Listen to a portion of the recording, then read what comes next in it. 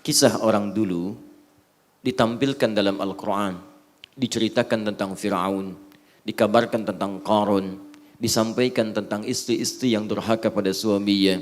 Bahkan ada di antara mereka istri-istri Rasul. Juga ditampilkan istri-istri yang berbaik kepada suaminya. Bahkan ada di antara mereka yang menjadi bagian dari keluarga yang sangat zalim. Kisah itu dihadirkan bukan untuk menjadi cerita yang kita kemudian perdengarkan pada setiap orang, tapi pelajaran yang Allah tampakkan kepada kita supaya setiap manusia yang hadir ingat bahwa itu pernah terjadi dan jangan sampai kita terperosok pada persoalan yang sama. Dulu pernah ada hati yang punya kemampuan seperti Thamud dan Ad.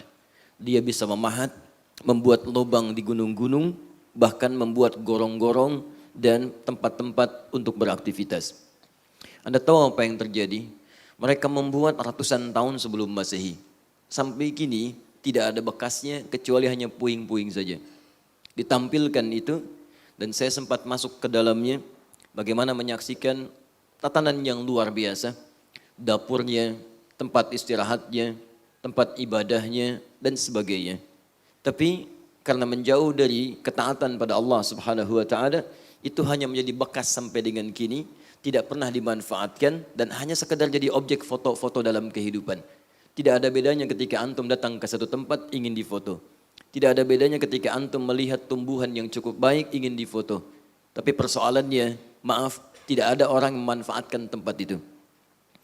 Kami datang ke Efes, ada peradaban Yunani yang konon disebutkan dalam catatan sejarahnya, itu telah dibuat 700 tahun sebelum Masehi. 700 tahun. Sampai sekarang hanya puing, Pak. Hanya puing. Tiang-tiang, sebagian dari tertata seperti Kolosium, sebagian katanya tempat perpustakaan, ya namanya Celsus, dia membuat 12.000 gulungan, disimpan di situ, cuman cerita aja, kisah. Tidak ada yang memanfaatkan, cuman bangunan puing. Dan dikalahkan oleh peradaban yang ketiga Romawi, hancur semuanya, kemudian diambil alih oleh Romawi. Diperluas sampai ke Heliopolis. Sampai ke titian laut Mediterania, kalau disambungkan sampai ke Italia, nyebrang sedikit ke Tripoli, sampai ke Sumrata. Di daerah Tripoli ada Sumrata, itu peninggalan Romawi juga. Apa yang terjadi? Cuman puing. Gak ada yang memanfaatkan. Yang tinggal di situ tidak ada, yang beraktivitas tidak ada, orang hanya datang ke situ sekedar foto, lihat dokumentasi, dengar cerita. Tapi tidak semua orang yang datang ke situ, dia bisa membaca dengan imannya. Jadi kalau Anda ingin mengukur dengan menggunakan iman, banyak ayat-ayat Quran memberikan gambaran kepada kita. Di antara tingkat kekuatan orang-orang yang imannya kuat di hadapan Allah Subhanahu wa taala adalah apa yang ia lihat, ia dengar selalu mengingatkan dia dengan Allah Subhanahu wa taala. Itu yang diantaranya diisyaratkan di Quran surah ketiga Ali Imran ayat 190 sampai dengan 191. Inna fi khalqis samawati wal ardi wa ikhtilafil laili wan nahari la ayatin li ulil albab. Alladzina yadhkuruna Allaha qiyaman wa qu'udan wa 'ala junubihim. Di balik penciptaan langit dan bumi, pergantian siang dan malam, itu akan ada tanda. Perhatikan baik-baik. Tandanya disebut dengan ayat. Ya, beda. Ada ayat, ada alamat, itu beda. Alamat dari bahasa Arab, Pak. Ya, diserap ke dalam bahasa Indonesia. Alamat itu tanda yang mendekatkan seseorang pada tujuan. Jadi kalau Anda sudah tahu alamatnya, maka semakin dekat Anda ke tujuan. Di mana alamat Masjid An-Nur, maka disampaikan, oh Jalan Bendi sekian, sekian, sekian. Begitu Anda tahu alamatnya, semakin dekat ke tujuan. Anda belum tahu alamatnya, maka berputar Anda untuk mencari tujuan yang dimaksudkan. Tapi kalau disebutkan ayat, ingat betul ini ya, ayat, maka tidak disebutkan khususnya dalam bahasa Arab, kecuali tanda yang mendekatkan makhluk kepada Khalik. Tanda yang mendekatkan seorang hamba kepada Allah Subhanahu wa taala. Karena itu isi Al-Quran kenapa disebut dengan ayat? Al-Baqarah berapa ayat? Ali Imran berapa ayat? Karena setiap Anda baca Al-Quran menjadi semakin dekat Anda dengan Allah Subhanahu wa taala. Tidak percaya silakan. Ibu berwudu buka mushaf baca Al-Quran. Akan ada suasana hati tersendiri. Seakan-akan ada kedekatan yang berbeda antara kita dengan Allah Subhanahu wa taala. Bahkan nanti ada orang yang mendengar ayat saja dibacakan, itu bertambah keimanannya, semakin terbangun tawakalnya kepada Allah Subhanahu wa taala. Quran surah ke-8 ayat yang kedua. Wa idza tuliyat 'alaihim ayatuhu zadatuhum imana wa 'ala rabbihim yatawakkalun. Ada orang-orang yang kalau dibacakan ayat Quran kepadanya, imannya bertambah. Ada yang menangis, ada yang terharu, ada yang bergetar, wa 'ala rabbihim yatawakkalun, dan semakin dekat hubungan tawakalnya dengan Allah Subhanahu wa taala. Dekat. Ya, dan yang paling menarik, nanti Allah tidak sekedar menghadirkan kedekatan lewat ayat-ayat yang tertulis. Allah menghadirkan bentangan kehidupan yang dengan semua penampakan di langit, di bumi, darat, laut, udara, dihadirkan tanda-tanda kebesaran Allah untuk menafsirkan tanda-tanda yang tertulis dalam Al-Quran. Nah, orang yang imannya kuat, semakin dekat dengan Allah, maka tanda-tanda alam yang dia lihat ini akan langsung menghujam dalam jiwanya dan memberikan gambaran kedekatannya dengan Allah Subhanahu wa taala. Allah ciptakan tanda di alam untuk menafsirkan secara langsung tanda-tanda dalam Al-Quran.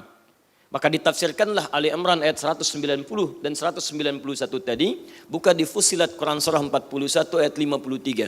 Sanurihim ayatina fil afaqi wa fi anfusihim hatta yatabayyana lahum annahul haq. Kami akan tampilkan, akan perlihatkan tanda-tanda yang mendekatkan setiap hamba kepada kami. Lihat, fil afaq, di seluruh semesta, darat, laut, udara, di luar bumi dan sebagainya. Jadi begitu antum lihat, mohon izin, maaf ya, kalau ingin ukur tingkat keimanan kita, coba malam lihat ke langit. Begitu lihat bintang, kalau Anda hanya merasakan kekaguman melihat bulan yang bulat di hari-hari ini, bagus ya bulan, standar. Ya, standar. Tapi kalau Anda sudah berkata, Masya Allah, begitu indah ciptaan Allah, menjadikan rembulan begitu bulat sempurna sinarnya. Keimanan Anda luar biasa di situ. Lihat bintang, ingat Allah. Lihat bulan, ingat Allah. Nah, ada di antara tempat-tempat yang Allah tetapkan menjadi sinyal kehidupan bagi setiap masa, di situ ujian keimanan kita. Maka difirmankan, siru fil ardi fanzuru kaifa kana akibatul mukadzibin. Jalan-jalanlah, silahkan jalan-jalan di muka bumi. Di jalan-jalan itu sunnah, Bu. Pak, gak pakai sunnah. Ya, sunnah. Silahkan jalan-jalan. Tapi jalan-jalan seperti apa yang sunnah? Harus diteruskan. Boleh silakan. Kalau Anda ingin jalan-jalan silakan. Tapi lihat kalimat Qur'annya. Fanzuru kaifa kana akibatul mukadzibin. Silahkan jalan-jalan, tapi cari tempat-tempat yang bisa menguatkan iman. Di antaranya cari peninggalan orang dulu yang durhaka kepada Allah Subhanahu wa taala. Diabadikan tempat itu sebagai pesan bagi kita. Jangan berlaku lagi seperti itu. Makanya Nabi pernah menekankan, Anda silahkan kalau mau rihlah. Kata Nabi, la tasyuddur rihal. Jangan Anda menguatkan keinginan untuk jalan-jalan, rihlah illa li thalathin, kecuali pada 3 tempat. Jadi kalau Anda ingin jalan-jalan, 3 tempat ini yang paling utama. Tapi kata para ulama, bukan 3 tempat ini jadi batas. Kalau ingin jalan harus ke 3 tempat ini saja, bukan. Maksudnya 3 tempat ini contoh yang paling mulia. Kata Nabi, Masjidil Haram, ke Masjid Al-Haram, Masjid hadza, Masjid Nabawi, wa Masjid Al-Aqsa. 3 tempat.